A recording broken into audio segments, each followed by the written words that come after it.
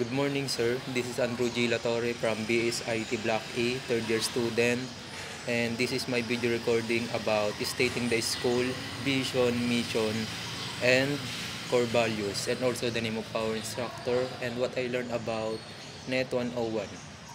And now I will start my video recording stating the school vision, mission, and core values. Vision. A local leading university known to develop excellent and virtuous professionals who are catalysts of progress for both local and global communities. Next is mission.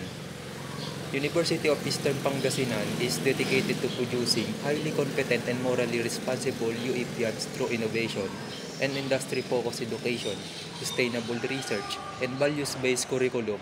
We commit to shaping ethical trailblazers, bringing our principle-centered culture, defining our values of makajos, marunong, and malinis.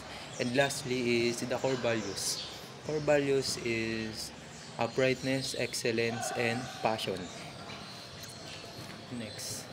Next is, what is the name of our instructor? The name of our instructor in Net 102 is Sir Philip Michael Awana.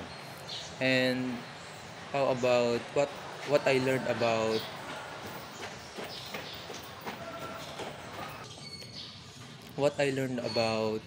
Net 101 before?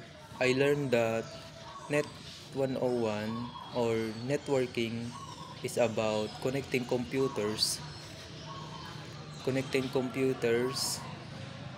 so they can share they can share um,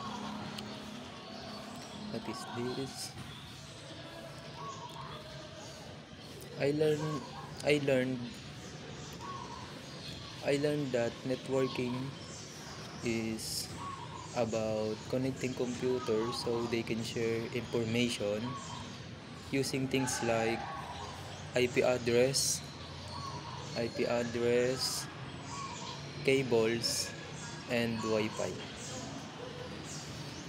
And that's all, sir.